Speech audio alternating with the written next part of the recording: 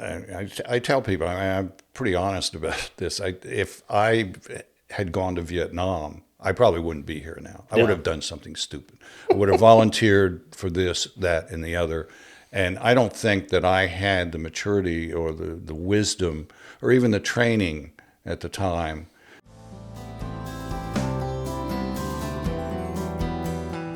Okay. Well, if you would please let us know who you are.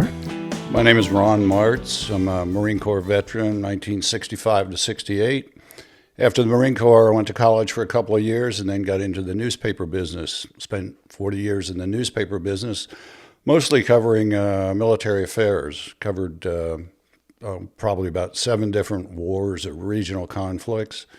And after that, I retired in 2007, went back to school, got a master's degree, and taught military history for about 6 years. And now I'm sort of semi-retired, and but continuing to write books. I've written 6 books that have been published through legitimate publishers. I've done one book that was a self-published book that the author wanted to do.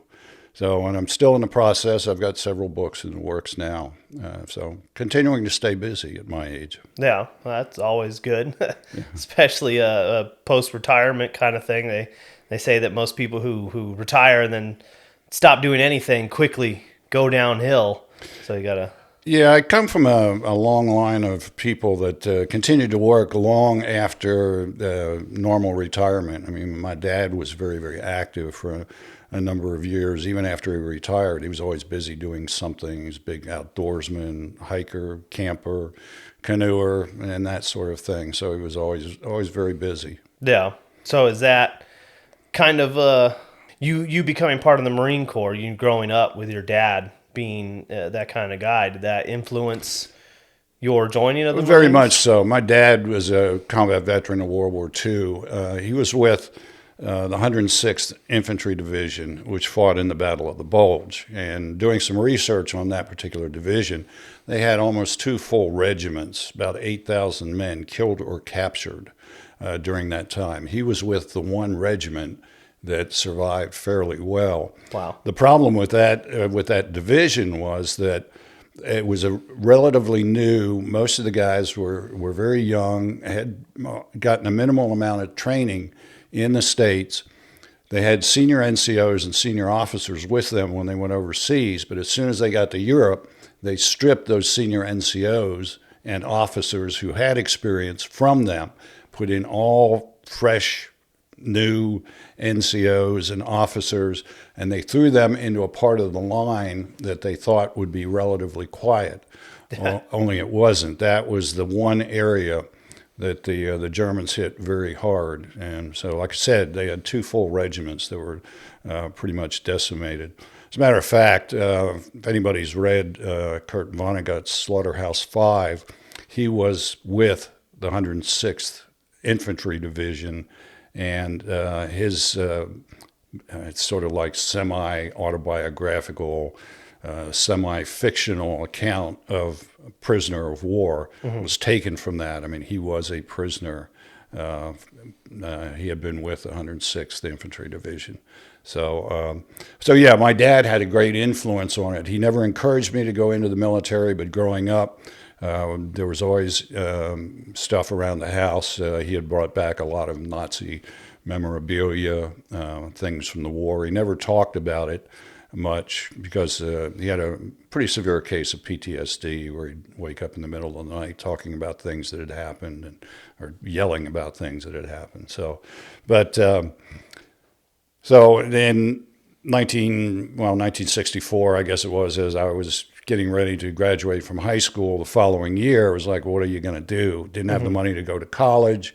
Vietnam had not yet become a real issue. And so I graduated about 2 months after the first large contingent of Marines went ashore at Red Beach in Da Nang in March of 1965. And so I joined up in October. I spent the summer of 1965 get myself into condition to go in the Marine Corps.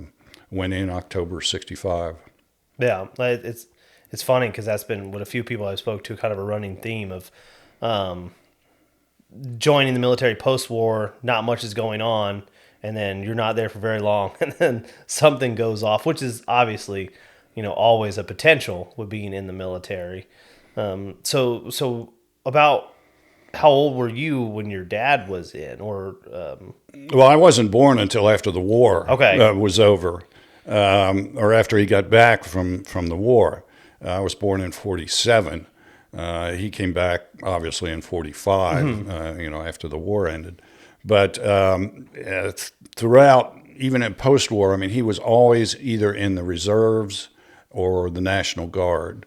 So he spent a number of years. He was first in the Army National Guard after he got back, and then he got into the Air Force Reserve, spent a number of years there. As a matter of fact, he retired as I think it was Command Master Sergeant or something like that from the Air Force Reserve. That was going to be my next question. Was he still in when you were a kid at the time? Yeah, there was something always military in the household. I mean, he was going to drill, or there were always pictures of him in uniform and that sort of thing. And it was we knew that the military had been a big part of his life, and it just kind of filtered down to me too to be a part of the military. And like I said, didn't have money to go to college, and really had no desire to go to college at that particular point. I wanted to do something different with my life, and thought that going to the Marine Corps, I wanted to do my dad one better and go in the Army. So that's an argument for another time. But it's like, I wanted that challenge. I'd probably seen The Sands of Iwo Jima too many times too, the old John Wayne movie. Yeah. And so that was kind of an influence too, because I always liked the esprit de corps in the Marine Corps, and that had an influence on me as well. Yeah. So was there much of a juxtaposition in the reality of joining the Marine Corps versus what your experience with your father and military movies when you actually got there? Were you? I guess what I'm trying to say is, I've had other friends who, they wrote the romanticized Hollywood kind of version, and then they show up to the real Army and what is this? I can't say that I really had any prior conceptions about what the Marine Corps was going to be like. I knew boot camp was going to be tough. It was tough, but physically I was able to handle it. Because I had gotten myself into shape by working in a tobacco warehouse where I spent the summer lifting bales of tobacco around. So I was ready for the physical aspects of it. I'd been a runner, and so none of that stuff. I was familiar with weapons because my dad always took us out to shoot. It was the mental aspects of it that bothered me, that I had difficulty with. And it wasn't until a bunkmate of mine, who was a few years older than me, explained to me what was going on. And it's basically, when they bring you in, they tear you down, they completely strip you of anything that had to do with your civilian life, and they start rebuilding you in what they want a Marine to be, what they think a Marine should be. So they build you up a little bit, and then they get you to a point where you think you're doing pretty well, and then they'll tear you down again. But they won't tear you down all the way. And then they'll build you back up, and then they'll tear you down, build you back, and they keep going that way. And when he explained it to me like that, it's like, okay, well, that makes sense. I can understand now, because they didn't take me all the way back to where we were when we first got to boot camp, but they kept building us up and building us up, tear us down, build us up, kind of thing.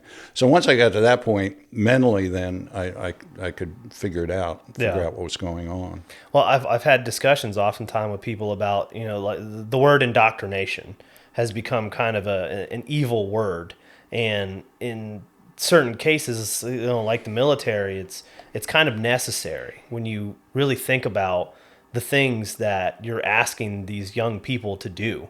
If you have to go to war, and I'll readily admit, I don't believe that I know what real war is. I mean, was in conflict, I was in that kind of area, but compared to what like your father experienced, it's something totally different. So when you tell someone you're going to take a 17-year-old and you're going to send him to the other side of the world where bombs and bullets and screaming and everything else that comes with it, you have to do something to try to prepare people for that. And what else do you do for that? And sure, there's the argument to be made on the way you do it and how effective it is, and because obviously they've changed things from how they did in the past because they found certain things were not so good that people used to do. But yeah, I mean, it's like you have to. Marines is that first in, first out, kind of throw them into the middle of the worst parts of it. You got to do something. Yeah, and there's no way that you can really replicate combat in a civilian situation. I mean, even in not civilian situation, but even in training in boot camp. In a more controlled environment. Yeah, I mean, you don't have any sense of what the level of fear is going to be, how composed or ill-composed you're going to be, because like in any military situation, if something can go wrong, it will go wrong.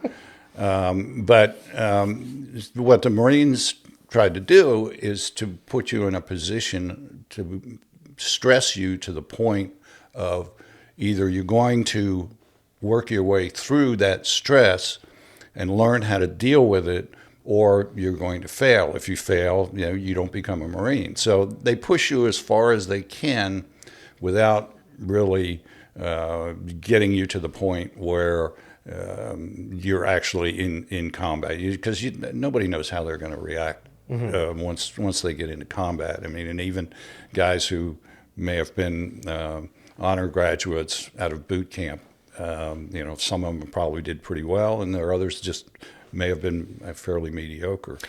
But, I mean, I know personally people who were the stud in basic, and then they get overseas and they can't handle it once it's real over there. So I mean, that's and not to say I'm speaking negatively of them, but it's like you say, you can only do so much to simulate what it's really like. Yeah. What would you say that boot camp at that time was like? Is I guess my biggest point of reference is something like Full Metal Jacket. You see people talk about how it has accuracies and inaccuracies. So I mean, in your experience in the 60s and boot camp, how do you think that differed from what boot camp might be today? Well, if you saw Full Metal Jacket, I mean, Gunny Hartman, he was the prototypical DI from the 1960s. The language, the in-your-face kind of thing. That was about as realistic a portrayal of a drill instructor as I've seen.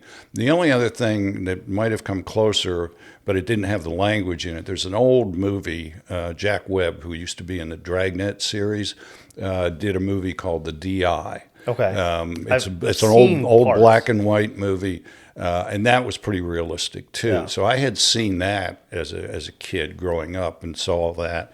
But yeah, Full Metal Jacket was the boot camp scenes in that were about as realistic as you could get. No, I need to go watch the DI. I've seen a few things, a few people talk about that one being a pretty good one. I just haven't had the chance to sit down and watch it yet.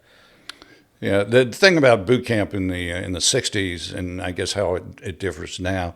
I mean, when I went in in 1965, and they were just a few years removed from what was referred to as the Ribbon Creek disaster.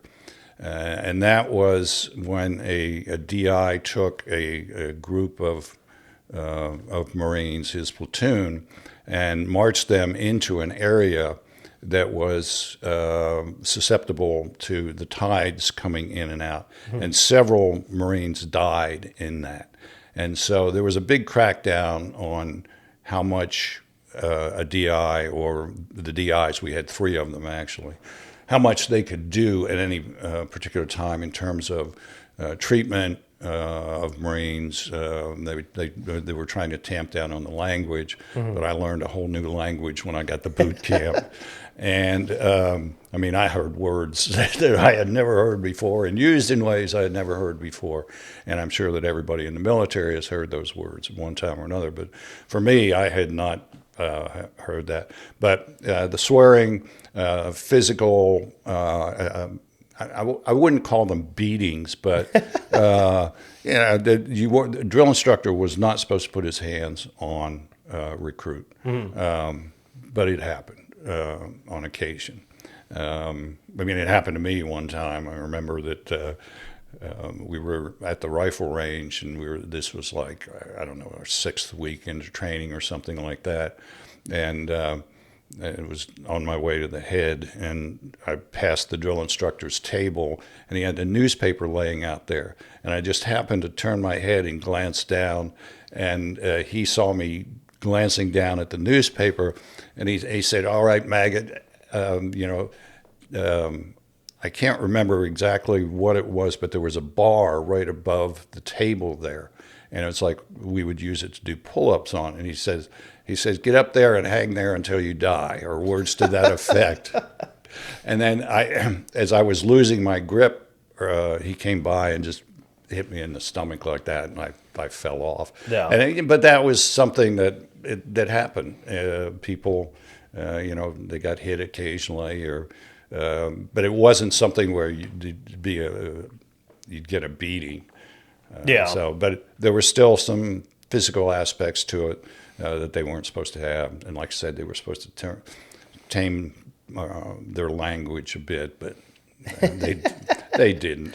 I think in when I was in basic, they made up for it with crazy. Because I've told some stories about crazy because you could tell that the behavior is a little different, and they cuss some and things, and they wouldn't. The only time they put their hands on us is say like we were at the range, because it's no nonsense. Mm-hmm. Safety is imperative there. So if a barrel came off of downrange, then you were probably getting roughed up a bit. But then they would just do the wildest stuff to mess with you outside of those, because they couldn't touch you and they couldn't, scream. Well, we got screamed at, but they were supposed to try to control. So it was like, how do we just, psychologically mess with these guys as much as possible? The worst one, I shouldn't say the worst one, but probably the most physical I ever saw was when we were downrange. We were doing military movements, and you were, always supposed to keep rifle face down range. And then when you would get behind like a barrier, lay your rifle down toward someone, laid it the wrong way, and a drill instructor or a drill sergeant for us came behind him and picked him up by the back of his helmet and smashed his face into the ground. I was just, everybody looked, all right, everybody do the right thing. I don't want that to happen. So after boot camp, then you say you were only in for a year or so. 3 years. You were in for... I was in for 3 years. No, I mean before Vietnam. Oh, well, Vietnam was just getting started. Mm-hmm.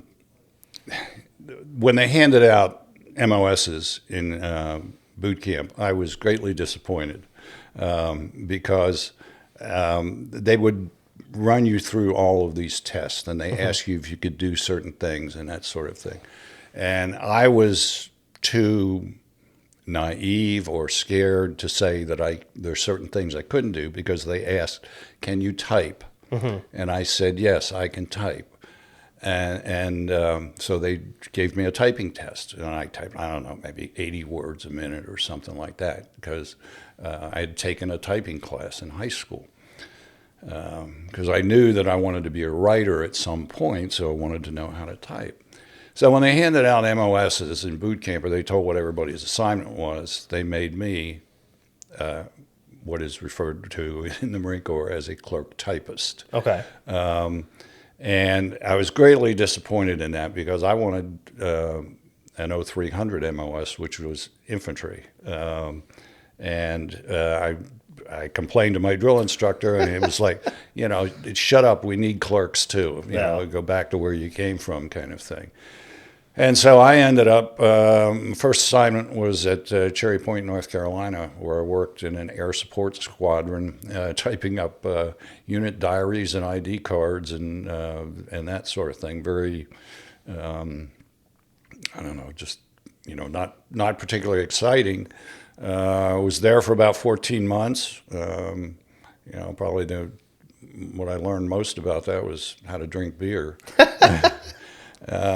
And as I was there, guys started coming back from assignments in Vietnam. And most of the guys that I dealt with during that time, in this particular unit, they worked in aspects of radar, motor transport, did something technical skills kind of things that they had. And I had put in requests several times to get assigned to Vietnam, even as a clerk, because I wanted some adventure. I wanted to go somewhere. I wanted to be somewhere other than North Carolina. And they ended up sending me to Washington, D.C., where I went. And my assignment was in the casualty section at Headquarters Marine Corps. I had a specific assignment where I worked in a section called Claims and Personal Effects, where I dealt with mostly the paperwork of Marines that had been killed or seriously wounded in Vietnam. And a lot of what I had to do also was dealing with parents or wives or relatives of some sort, trying to determine why certain aspects of their personal effects had not come back. Gotcha. And then what I would have to do is go and draw their casualty card and the list of things that had come back from Vietnam, because they were supposed to be logged first in Vietnam and then on Okinawa on their way back and finally back in the States. And so I would have to look at those lists to see, first of all, I'd look at the casualty card to see what the manner of death was. And then I would look at the items that came back, trying to find these particular items. And usually the items that they were mostly interested in were wedding rings, class rings, or St. Christopher's medals. Okay. And a lot of times, in those instances where the parents or the wives did not get these things back, and I would have to explain to them in very generic terms about the nature of the death. And I remember the language specifically. It would say, unfortunately, due to the nature of your son's husband's death, certain items of personal effects could not be located.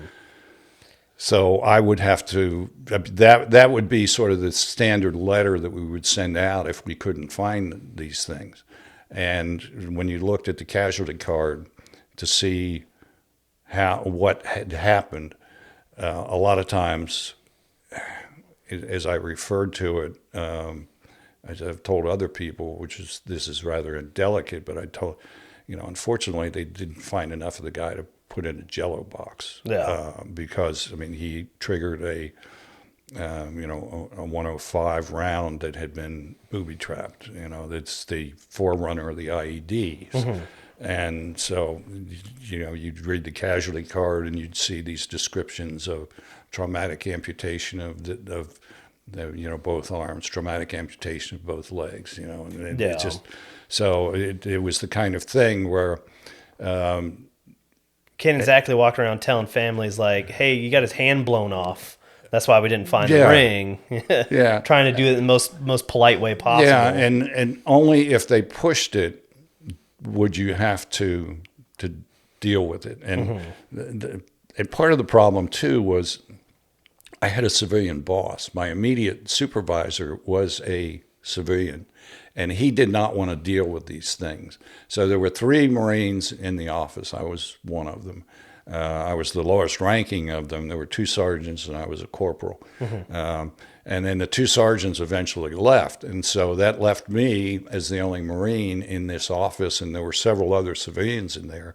Most of them dealt with other issues about personal effects, like when somebody would move from, say, Camp Lejeune to Camp Pendleton, and they were married, and their household goods would be transported, and some would be broken or some would be lost, and they'd put in a claim for it. Yeah. The civilian workers in that office would handle it. Toward the end of my assignment there, I was responsible for dealing mostly with the Marine casualties and dealing with their personal effects.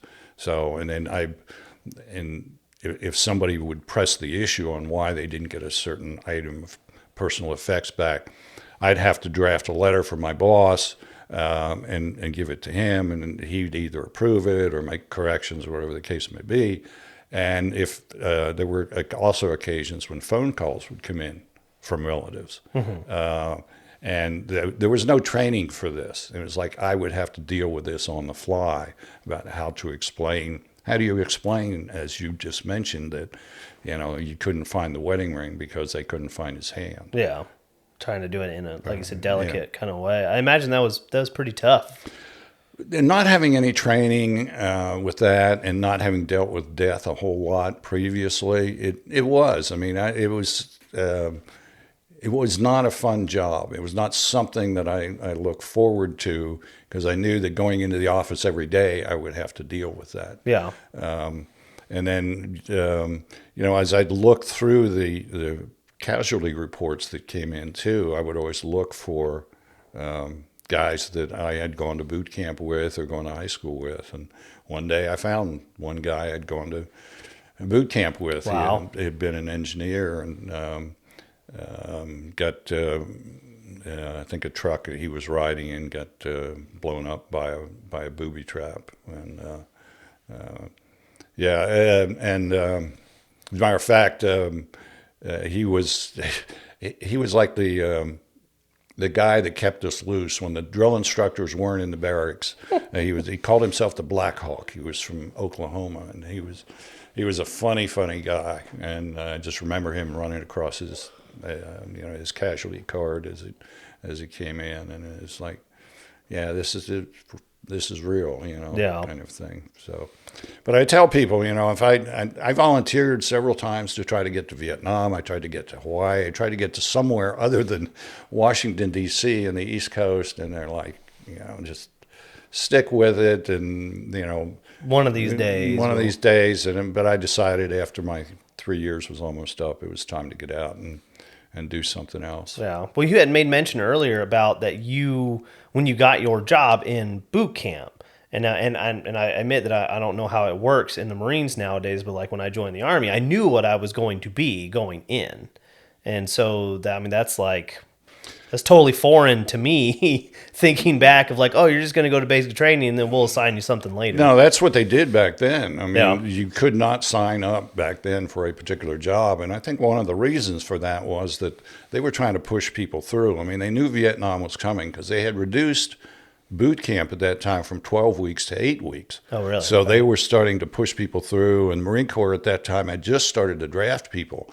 And we had a number of draftees in the platoon that I was in at the time, and they got holy hell from the drill instructors. I mean, if they knew they were draftees, it's like, the drill instructors were on their butts from morning to night. So you didn't know until right before you graduated what your MOS was going to be. And I was surprised that I was given that job, even though I was probably one of the few, I may have been the only person in my platoon that could type with all 10 fingers. But I was one of the top 5 shooters in my platoon also. Really? And so it's like, because a lot of the guys I went in with, we had a fair number of guys from Boston. They were Southies from Boston, and they had never handled a rifle before. Mm-hmm. And I had grown up. My dad took me shooting a lot, and so I was familiar with long guns, not so much with pistols or handguns and that sort of thing. But my dad would take us out shooting, so I was very familiar with that, and that just kind of came naturally to me. Mm-hmm. But yeah, so when they told me, you're going to be an 0141, I'm like, what's that? And Never heard of that's that a one. clerk typist. And it's like, I was really, really disappointed by Yeah. it. So, I can only imagine the anxiety you guys must have going to boot camp. Or I mean, you might not even have anxiety. You might just be excited, like, oh, I know I'm going to be infantry and having a good old time. And then you get this come down, and then the whole needs of the military thing. What a lot of people don't. It doesn't happen as harshly to non-commission in the military in the army. I mean, like it still happens, but like the officer side, especially. You can go to officer school and you can have a certain job title and then as soon as they just send you wherever all the time, it's very, very common to get something. I mean, you ask, other people that I know who went in for engineering and get made cybersecurity because they feel that. I'm sure anyone listening who might be an Army officer can definitely relate to that idea for sure. And it's wild to me to even think back that there's a time where it's like, oh yeah, you just joined the military, and then you just kind of find out later what you're going to do. yeah, well, the idea behind the Marine Corps is, everybody is trained to be a rifleman. I mean, and so that comes with the territory, and that's kind of spoon-fed from the time you get in. It's not spoon-fed; it's like force-fed. With you a are hose. a rifleman first, and then whatever other job we give you, that's secondary Yeah. to whatever it is. But you're a rifleman first, so you're expected, if they call on you, to go out and perform your duties, as a combat Marine. Yeah. The Army does that too, to a certain extent. I mean, they always have that, your infantry first, that's your first MOS, and then you go on to something else. Like I was in 88 November. But it's definitely interesting looking today, especially with the advancements of technology and things and how that all is handled. Because I obviously feel it's important to have physical standards and your baseline, soldiering skills and things like that. But especially as the world evolves, it's like the military just it has to evolve to an ever-changing landscape, especially as the technology advancement is so exponential. By this time next year, there could be some massive advancement in robotics, and we don't have soldiers on the battlefield anymore. And you just never know how quickly these days things are going to change. So I mean, it's definitely an interesting thing to look at, especially back then. Yeah, well, back then, I mean, it's like I mentioned earlier, when I went in, Vietnam wasn't really on the radar screen then, but as it picked up, 1966, 67, and into 68 in particular, I mean, that was really a bad year for the Marine Corps with Keiron. I mean, they handled, incredible number of casualties that came through the office there. And as I look back on it now, and the time that I was in, I tell people, I'm pretty honest about this. If I had gone to Vietnam, I probably wouldn't be here now. I would have done something stupid. I would have volunteered for this, that, and the other. And I don't think that I had the maturity or the wisdom or even the training at the time, because so much of what I've read about, and I've done so much research over the years about Vietnam, reading books, talking to people about things and stuff like that. Things were so random over there in terms of who got shot and who didn't get shot, or who got blown up, who didn't get blown up. But I mean, if I had been over there, I would have volunteered for all kinds of stuff, probably. And I probably wouldn't be here today because I was young, dumb, and stupid. And so when you think about your life, and as you get older, you look back on your life, and did I make the right decision about doing this? Did somebody make this decision for me, and did it turn out to be the right decision?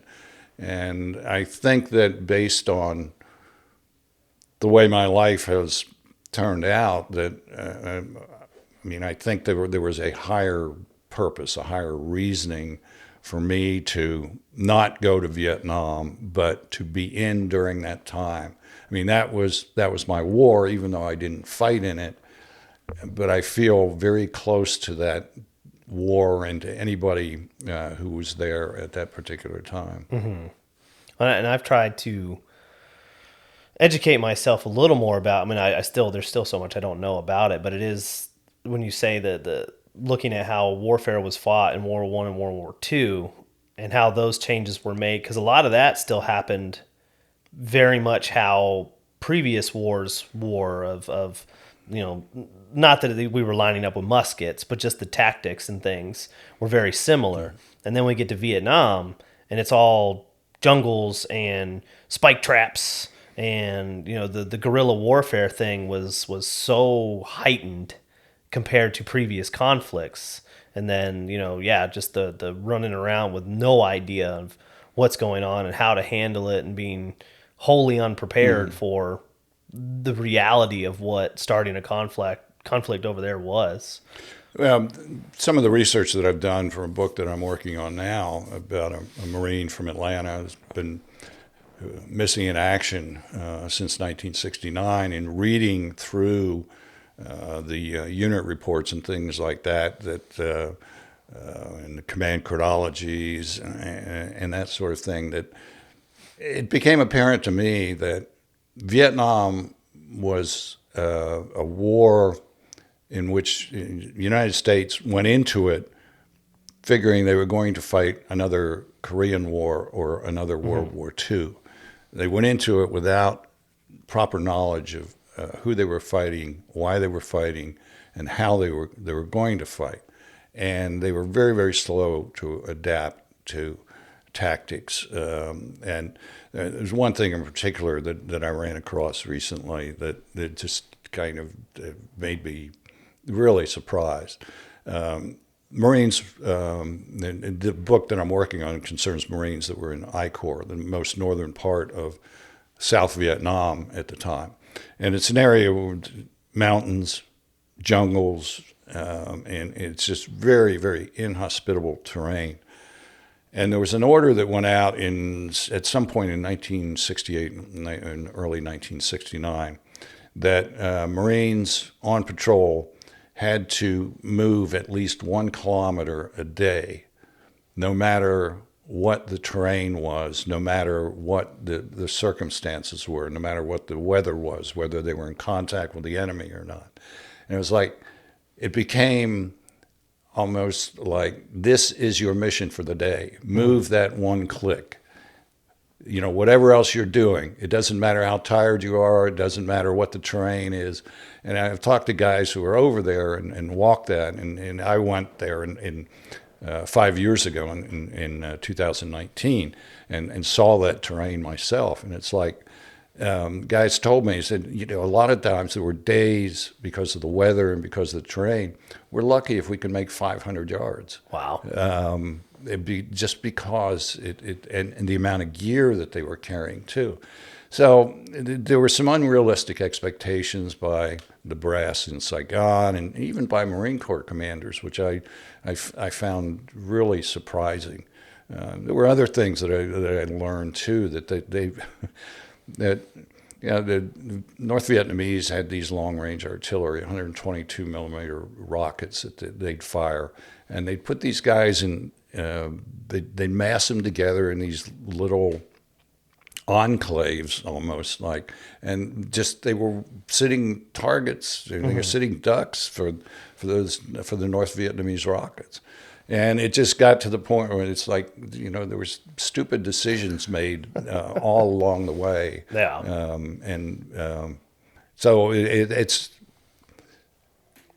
in some sense it's surprising, because I think there's an old adage that most generals tend to fight the last war. They fight the current war with the last war's tactics. Yeah. And I think that's a lot of what happened in Vietnam too, based on people I've talked to who were there and people who've books that I've read. So it's it's disappointing to see how they were unable to adapt to that particular war until it was too late. Yeah, well, there's a lot of stuff that you could argue about the Iraq-Afghanistan conflict that mimicked those same things. I mean, we showed up with green, uniforms and Humvees in the middle of a brown desert, making ourselves very, very visible to everyone over there. and they were using a lot of the same, like you say, using a lot of the same tactics, things they had learned from the previous wars, and not thinking about the difference, even just that being in sand versus being in a jungle makes.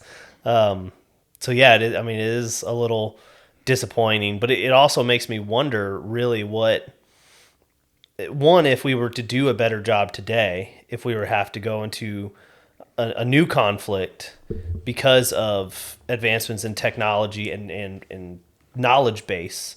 I mean, you have the internet now. Like there's no excuse to say if we had to go to war in Russia. There's no excuse to know what the environment in Siberia is like. We can look it up. Everyone can know. So it really makes me wonder if we were to repeat similar mistakes, say if something like that were to happen. Because you would, and I know it's not easy to totally shift an entire organization like the military, their way of doing things, but you would think you would be able to say, adapt a little more quickly to like, hey, we're going to war in the ice. Send everybody up north to Michigan and New York and other colder climates, and at least train them there for like a month before we start sending them over. And I know we started to do that later on. I know a lot of guys who went to Afghanistan would go and train with 10th Mountain in New York for the mountainous regions of Afghanistan. But it's one of those where it's like, you think that like that's pretty obvious. We should probably be doing that from the get-go. Yeah, and I think that's part of a failure of command, failure of command to see the long-term strategy about how are we going to fight this war? And, who is this enemy? How do we best defeat this enemy?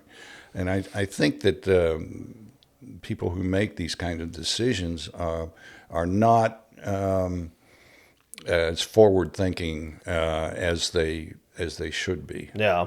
What do you think might be a reason for that? It's difficult to say, but I think a lot of it has to do possibly with the fact that they're kind of stuck in the past. I mean, people do get stuck in the past, and it's difficult for them to look ahead and to see, okay, so if we're going to go to war with China, where are we going to go to war? Are we going to do it? Is it going to be Korea? Is it going to be Taiwan? Is it going to be on the water? Will it be more of a naval kind of engagement, or what are the Chinese going to do? I think the Russians have demonstrated in Ukraine that they have no real sense about what. I don't think Russia is as big a threat as we originally imagined them to be, except for their nuclear weapons. I mean, that's always a danger, especially with somebody like Putin in charge of it. But I think that's one thing that we need to be aware of there. But I think with the Chinese, I think the two biggest concerns that we have right now are with China and Russia. So I think there has to be two different strategies at work here. If we do go to war with Russia, how are we going to deal with that? Because they seem to have this. Russia seems to have this idea: if we throw enough bodies at it, it will win somehow. Yeah. I mean, it's kind of like the same sort of mentality we had in Vietnam. If we throw enough bodies at it, if we kill enough of them, they're going to give up. Well, I don't think that's going to happen with Ukraine, because I think the Ukrainians have developed sort of the same sort of mindset that the North Vietnamese had, is that you're not going to take our country. Yeah. China is a completely different story. So, but there should be people who are much smarter than me thinking about these things, and I'm not sure that they are. It makes me wonder if it's a combination of like you say, just so long of learned experience, if it's an age thing, if it's a stubbornness thing, because you would think some of the higher ups, within the military, some of the generals and secretaries and things would say, like, let's bring in some fresh eyes. Let's get some of the younger, just out of the academy kind of people who are a part of this newer generation we're going to be sending over. and just saying like, hey, I'm going to use my experience combined with what you see as being a part of, the I'm not sure how I'm trying to say this, but just the current way the world works, and let's try to find some way to mesh these ideas together of, the older knowledge base and then the newer view on how things work. You would think that it'd be, I mean, I would like to assume that there's people doing that, but then we see it repeated again in, Vietnam, and then again in Iraq and things like that. So it's really, I don't know what to do. I don't know what the Yeah, answer I is. think there are people in the chain of command that realize these things, and I've in talking to other people about Vietnam, that they realize that the strategy was not a good strategy. As a matter of fact, there's a great scene in one of the books that I did with the former Navy pilot. So the last book I did, it's called "Kick the Tires and Light the Fires." But he was telling a story about he was a young lieutenant, and he was on his flying missions over North Vietnam, and they had specific rules about where they could bomb and where they couldn't bomb, and that sort of thing. And he could never figure out why why they couldn't go into certain areas. And so he said that one day he's sitting in the ready room and he gets a call, and he said, it's Lieutenant West, please report to the bridge. And they call him up there, and the admiral who's in charge of the fleet calls him in. And it just so happens that this particular admiral knew this guy's dad as a kid and wanted to talk to him. And he said that the admiral asked him, he said, Dave, what do you think of this war, of what we're doing? And he said, sir, I think it's the best war that we've got. And so he's trying to be very discreet and honest. And then he said the admiral goes on to talk to him about how he's frustrated about how they can't bomb certain targets. And he said, and finally, he said the admiral turns around, he points to the east, and he said, it's because of that asshole in the White House won't let us do anything. And so I think there are people out there in positions that may or may not have some influence on this, but know that the strategy in Vietnam was wrong. Yeah. I mean, as a matter of fact, after I don't know if I think he had retired from the Marine Corps by this time. Lew Walt, who's a famous Marine Corps general, he wrote a book called Strange War, Strange Strategy about Vietnam and about how the strategy that they had, which essentially was run by civilians out of the White House, was it was totally flawed. It made no sense whatsoever. The idea, if you kill enough of them, that they're going to give up. Well, you're never going to kill enough of them because, Yeah. I mean, they were fighting for their country and not for a political reason. We see that a lot nowadays with all the hot button topics that are out there now, and the fighting an ideology and not just a person, or not necessarily an ideology, but fighting a belief, fighting something that is intangible but is more deeply rooted than a lot of people realize. When you bring up Ukraine and Vietnam, and when, like I say, we do this over and over again. We think we'll just, unless you were to just glass the country, that will be totally different. But we think we're just going to go give up. But that we always, like, why do we forget just how powerful the human spirit is? I mean, it's one of those where it's like, why do we keep making that mistake? Yeah.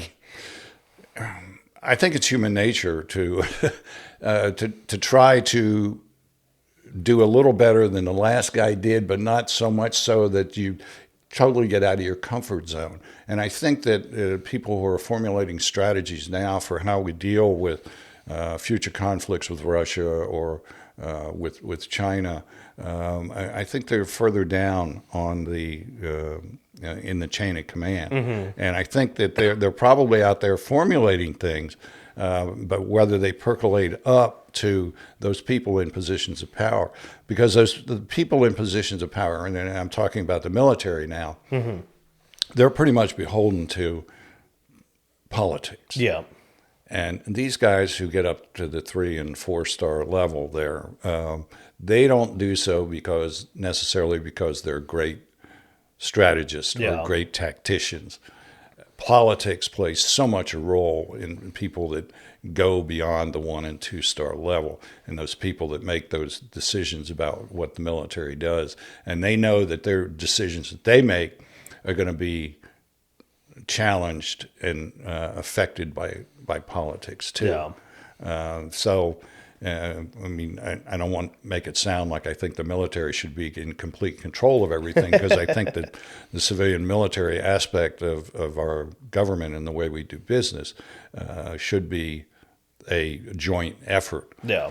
But I also think that the military needs some more forward thinkers willing to challenge the status quo, willing to challenge whatever strategies that they're trying to come up with for Russia or China or whatever other conflicts that we get involved in. Well, it's the unfortunate reality of going to war, or the potential of going to war. You know, it's like there are times where sometimes you gotta blow stuff up. Nobody wants to blow stuff up. Like, I don't like the idea of having to do something like that.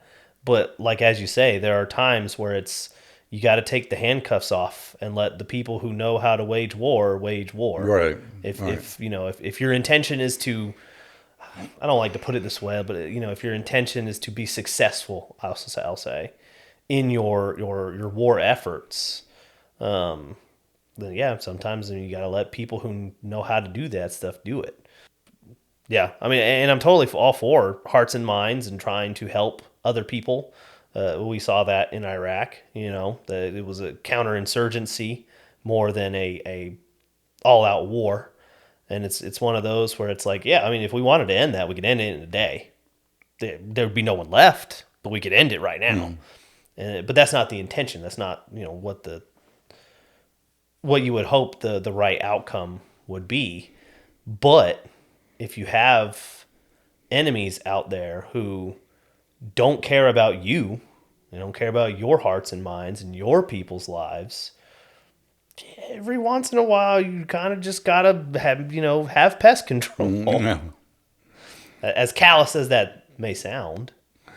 Yeah, well, I agree with you to a certain extent there, but I think that a lot of times decisions are made that in the beginning look good, they sound good, but are not good. I mean, it's like after the initial invasion of Iraq, not the initial one, because the initial one was in 1990, 91.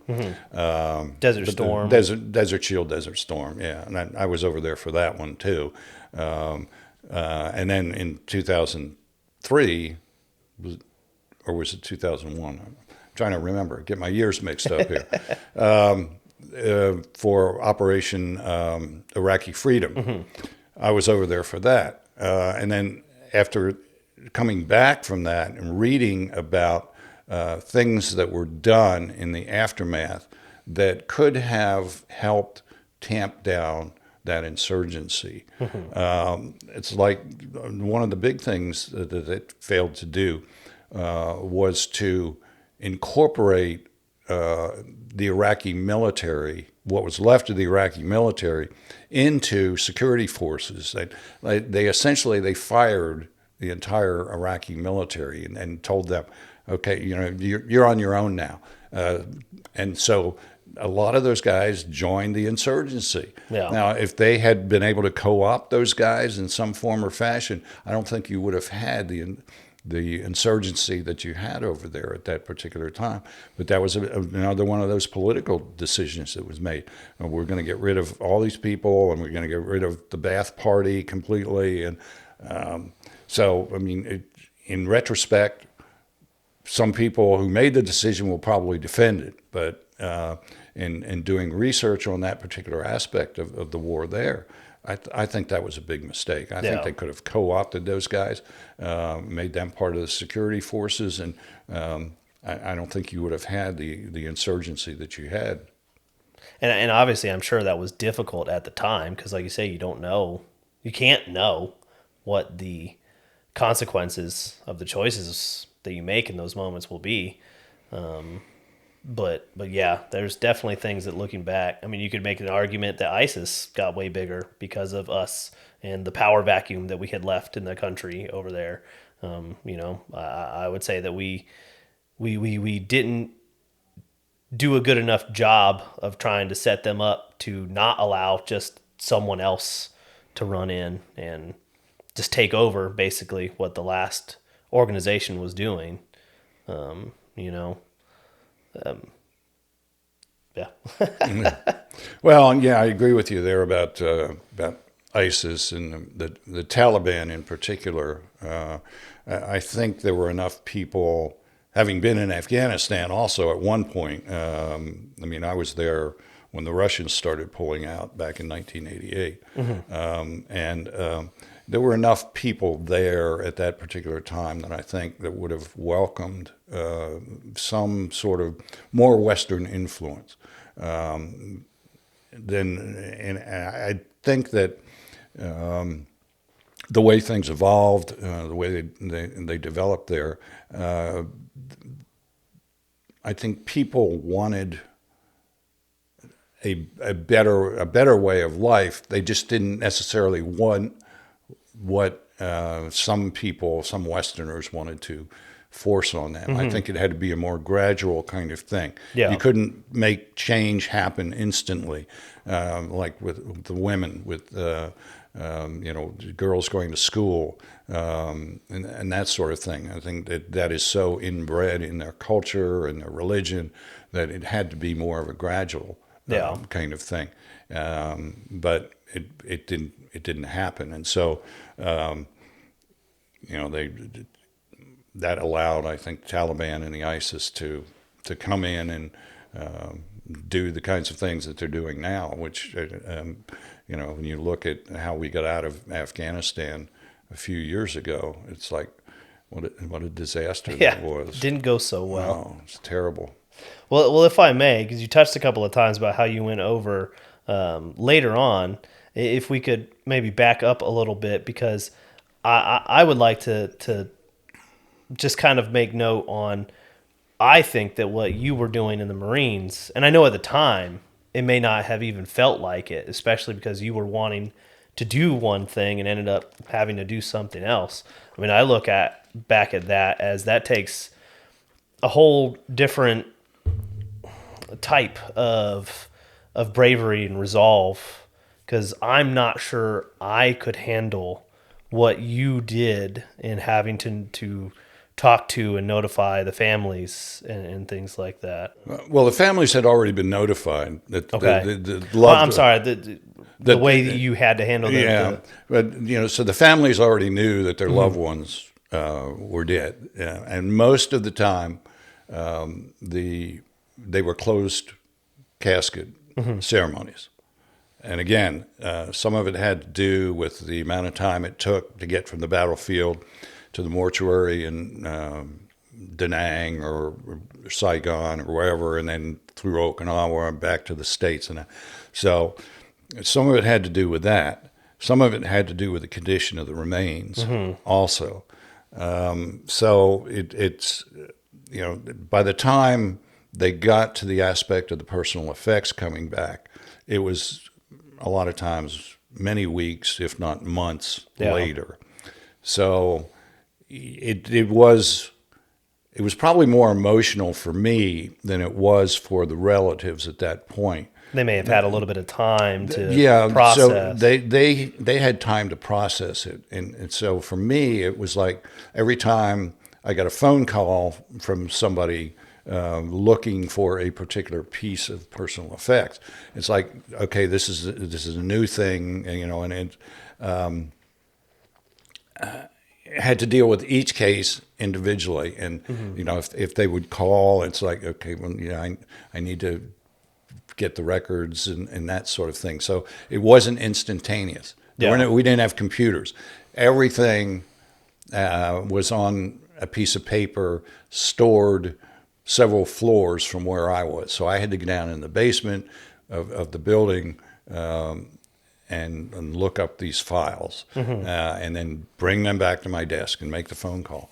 I mean, and it's like, we're talking rotary phones here, and we're talking very old school sort of stuff. Again, no computers, so you couldn't instantly call up information about something. There's more technology in this room right now than your entire building. Yeah, and some of this technology I've never seen before, also in this room. So, but yeah, I mean, it was very old school sort of stuff that we had to deal with, and it was not instantaneous. So.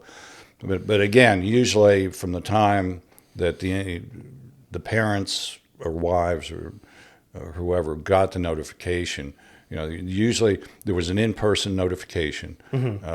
If you've seen We Were Soldiers Once and Young, the movie, how the families were notified back in the initial stages of the war, as they did in World War II, people got telegrams. Yeah.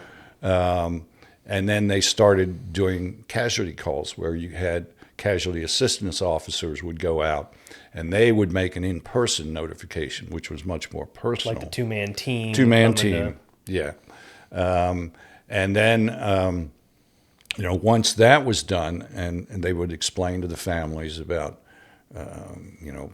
pay and benefits and that sort of stuff. And it would take several weeks and sometimes months for personal effects to make their way back. And, we had occasions also where, in dealing with personal effects, where stuff would get stolen on the way back, where you have guys pilfer stuff. I had thought about that earlier, and I was wondering if you were... Yeah, there were cases like that where it'd go through, the mortuary, Da Nang, Saigon, Okinawa, whatever. Somebody'd see a ring or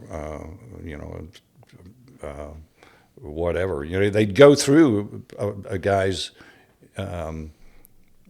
personal effects before they shipped them back, because there were instances early on where guys had gotten pictures of themselves with the locals, with the Vietnamese prostitutes, and have pictures of that in their wallets and stuff, and so they would take that stuff out. Yeah, that's not something you want getting back to the grieving spouse. Yeah. But I mean, again, there were occasions where there was pilferage on the way back, and most of the time you could never figure out where it was. Yeah, and stuff would, it would be in the initial inventory, and then would be missing somewhere along the way, and you had no idea what happened to it. I really wonder, because when you look at the difference nowadays, when you talk about technology and socially where we're at, did you have a lot of people who would contact you very angry and upset that it was taking so long to get the effects, or were people more understanding them because they knew processes took longer at that time? That's difficult to say because most of the time the inquiries we got were letters. Okay. Where people would write, or they would write to their congressman. And that would set off all kind of alarm bells, because once a Congress, I mean, it's kind of... they come stomping in. Why am I getting this letter? The boss would, yeah. It's like, immediate action, So we would, jump on that one immediately. I don't recall any in-person, because where I worked was a building, it was called the Navy Annex. It was a little north of the Pentagon. It's no longer there, but it was like, I think a 4-story building with like 8 wings to it. And it was right outside I guess it would have been one of the west walls of Arlington National Cemetery. Henderson Hall is right there too, and Marine Corps barracks were there. But I remember distinctly the phone calls because Yeah. they were dealing with somebody over the phone was difficult for me because I had not been trained in how to do that. Yeah. It was on the job training, and so I always dreaded those phone calls because I never knew what to say. And if it was a wife in particular looking for a wedding ring, they were usually very weepy, and I'd trying to console them and not having had any training in that. Yeah. I would like to think that nowadays there's probably psychologists or psychiatrists or clinical psychiatrists or someone probably who has a little more training that's at least on the team to help if soldiers still do that job. Particularly, I'd like to think there's probably a little bit more effort put into that. Yeah, I don't know if that's the case or not. I've never really looked into that, but I would think that the casualty assistance officers who go out and make the first contact would need those kinds of psychologists or psychiatrists because that's a job that I would not like at all. There's a movie with Woody Harrelson, and I can't remember the other actor's name, where they do that and it shows them. And I don't know, it's been a long time since I've seen it, so I can't quote a lot about it, but I remember there being a lot about how it affects them and how difficult it is and such. Yeah, there was another movie similar to that. It's got Kevin Bacon in it. It's called Taking Chance. Okay. The Chance is a Marine who gets killed in Iraq or Afghanistan, I'm not sure which. And Kevin Bacon is a casualty assistance officer who's responsible for taking his body, and he goes with him. He goes with that casket wherever it goes. And so he's on the plane with him, he's in the hearse with him, and takes him, and the kid's from Wyoming, I think, or something like that. So it follows Kevin Bacon along, and the emotional highs and lows of him taking a kid back to his family. Yeah. So it's a very moving movie. It brought back a lot of memories when I was. I know if I were in that position myself, I would probably take extreme care in how I handled that, and I'm sure I would have my own little rituals of like where I placed that in a safest spot to not get accidentally bumped by me walking through the room or something like that. I would be very, very diligent in how I handled it. Yeah. Well, in this movie, with the Kevin Bacon movie, I mean, they had the full casket. Yeah. And I remember there was one scene where they had to stop somewhere in a warehouse or something like that. And essentially he put a blanket on the floor and slept there with the casket. It just showed the care that they go through at the mortuary center there in Delaware. Yeah. It was very touching movie. And I can assume a lot of your particular job is probably handled online nowadays. I'm sure they have email portals and things to contact, but I can only imagine, like you say, the phone calls then was a very, even at that time, phones had been around for a while, but it was still fairly novel versus, the immediacy of everything today. I can only imagine, the shorter length of patience that a lot of family members have when you think of it's 2024. Why isn't it back right now? And why can't you contact me immediately? And there's probably a certain amount of that, but I think I think people had the wrong idea about what combat in Vietnam was actually like. Yeah. I mean, people were familiar with World War II and World War II movies where a guy gets shot and he falls down and he's got his last words and his whole body comes back. Yeah. Vietnam was, one of the first time the American public really started to see a lot more like live, this is what's happening over there kind of thing. So I've read a lot about the culture shock of a lot of the country. Because like you say, a lot of the World War II stuff, you see romanticized version. You see what our government wanted you to see what World War II was like.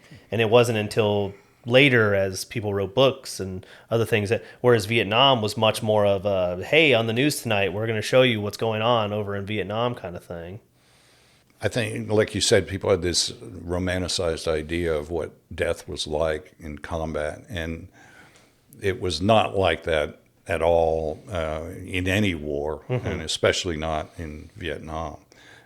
Just simply because of a guy would trigger a booby trap, and it's just like, I mean, there were occasions where, I've read casualty reports where guys were next to an ammunition dump that went up, and they never found anything. Yeah. Guys essentially were vaporized. There were instances. There was one instance in particular that I remember.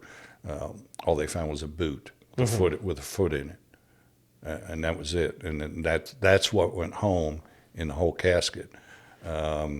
So it's the American public. I think they may have a better idea now. I'm not sure they do, but this romanticized idea of death in combat it's total nonsense. Yeah. And I'm sure when you think of things like napalm, which we're not allowed to use anymore, the reality of seeing what napalm did in Vietnam, was pretty shocking for a lot of people, because it's not one. It's like, you're not just setting a fire, like you're burning down a forest with a chemical that, like, it doesn't go out. Yeah, yeah. I think Vietnam, the aspect of war coming into the living room, that's been written about before, and a lot of people have discussed that a lot before. And I think a lot of that sort of led to the disillusionment that people had about the war. Like I mentioned earlier, when I went in '65, Vietnam was not a big issue. And gradually, in the 3 years that I was in, things got worse and worse in terms of how the public viewed the war.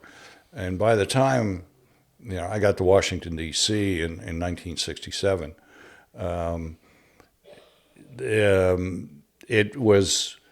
there were times where you did not want to wear your uniform out in public. Yeah. You did not want to go into downtown D.C. in uniform. I because I was an E4, I could live off base, and so I had an apartment off base because they didn't have enough room in Henderson Hall at the time at the barracks there. So if you were E3 and below, you had to live in the barracks. If you were E4 and above, you could, and unmarried, you could live off base. So I had an apartment, shared it with a couple of other guys, but by the time 1968 rolled around, anti-war sentiment was growing. Yeah, I remember there's a famous picture of a demonstration, anti-war demonstration at the Pentagon, with the guys with rifles there and a girl sticking a flower into a rifle barrel. Well, that day, I was just up the hill from there at Henderson Hall, walking around with a .45 pistol with no ammunition. I was guarding Henderson Hall from the protesters. Yeah. But but they had no idea what. It wasn't Henderson. It was called the Navy Annex. I was guarding the Navy Annex with a bunch of other Marines with no ammunition and But yeah, by the time that I got out in '68, the anti-war demonstrations were really kind of taking over, and people were turning against the war. Yeah. And the problem back then that we ran into is that a lot of Marines coming back, or even any serviceman coming back from Vietnam in uniform, they met a lot of times at the airports there by protesters and that sort of thing. And there was a great confusion about confusing the warrior with the war. I mean, we were not responsible for the war. We did our duty. The nation called us to serve, or we volunteered to serve. But people mistook us as being promoters of the war, or somehow being responsible for the war, Yeah. when their ire should have been more directed at the politicians, which to an extent it was. But the idea that, it's only been in later years, since probably the late 80s, early 90s, that people stopped confusing Yeah. the war with the warriors. Well, even today it happens. I mean, I don't try to compare my experience to yours or anyone in Vietnam, but I got spit on one time, walked through the airport, I just at a random, somebody didn't like me being in the Army that much. They felt it okay to spit on me. And I know there was a lot more and a lot worse for a lot of people in Vietnam. And I know it wasn't helped by, like you say, the confusion and the association, because there were unfortunate incidents of units rolling through villages and doing terrible things to people within those villages. But you do have to separate, like, that was that unit, Right. and there's a problem there. Yeah. And you hope eventually that gets taken care of, and those people have face justice. But also, like, there's a million of us. That was like 20 or 30 of them. Or you could say that with, like, police and things now. Like, yes, there are obviously some bad police out there. But there's millions of us. Like, I didn't go over there to do bad things to people and hurt babies and things like that. So I try not to, in that moment, I just walked away. But I was angry, obviously. Yeah. But also, now, later, trying to have that understanding of trying to help educate. I mean, part of, like, why I'm doing this, hopefully not just people in the military will watch this. I mean, I hope they watch it too, but I do hope that there are people who are outside of the military that will see things like this and hopefully learn a little about what it's really like to do these things. And that there are people, I'm learning just now, I did not know that your particular job existed. I knew of the casualty care, the people who go door to door. And I had seen that, but I mean, it's just another one of those. It makes total sense that you had that job and that it existed, but I didn't know. So that's one thing that I really do hope to bring a light to, so people can have a little more understanding about that kind of stuff. Yeah, there are all kinds of jobs in the military, and not all of them are particularly glamorous. Not all of them are combat arms, and so those of us who served, we did what they told us to do, what our duty was, our particular duty, and try to do it as honorably as possible. And I'm really proud that I served. When people come up to me and if I'm wearing my Marine Corps hat or Marine Corps pin, and they tell me, and they say, thank you for your service, I tell them, I say, it was my honor. It was my privilege to serve my country. Yeah. Rather than just saying thank you. Because when they first started saying things like that to me, I wasn't quite sure what to say. Do I say thank you or what it was? But I tell them, to me, it really was. It was an honor. It was a privilege for me to serve. And I'm glad that I did it. I can't say that I enjoyed all of what I did, because it was not a particularly glamorous job. But it gave me a lot of experience. It taught me how to deal with people and deal with difficult situations. So I'm glad for the experience, but I'm glad I don't have to do it on a daily basis. It's funny you bring up the thank you for your service thing, and I stopped wearing any kind of military stuff, specifically because I struggled with, like, I don't know what to say. Like, I didn't get into it for thanks. It's nice to be thanked, and a lot of times I would respond back with, like, well, thank you for the support. But yeah, I mean, I definitely don't know. I still don't know if that's necessarily a good thing to say back to people. Well, I mean, what I came up with, like I said, was it was my honor and my privilege to serve my country. So I kind of leave it at that. And I feel like that's hopefully sufficient for them to know that I appreciate that they're thanking me. Yeah. Well, I feel like that brings us to a pretty natural stopping point to maybe continue on tomorrow. But I would like to say that, now that we've covered up through your actual military experience, that is there anything else that immediately strikes you that you would like to add to that?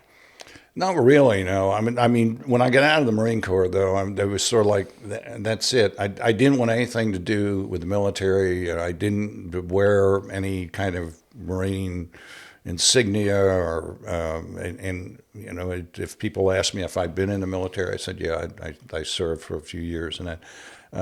But as I got older, I felt more compelled to let people know, yeah, I served, and so. But no, I mean, it's to me. I'm glad I did what I did, and but I just I don't think that I would have been the person that I am today if I had stayed in longer. Yeah, kind of had the perfect amount of time, right? Yeah, and then lead to what I think we'll get into in the next part of the aftermath of. And that my Marine Corps experience really did help in my future endeavors in the newspaper business, just because of the fact that I had served in the military and was covering the military.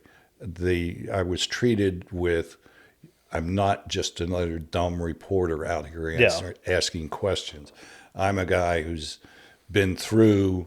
This guy gets it a little bit. He understands the military. So yeah, that sounds good. I'm excited to get to that part.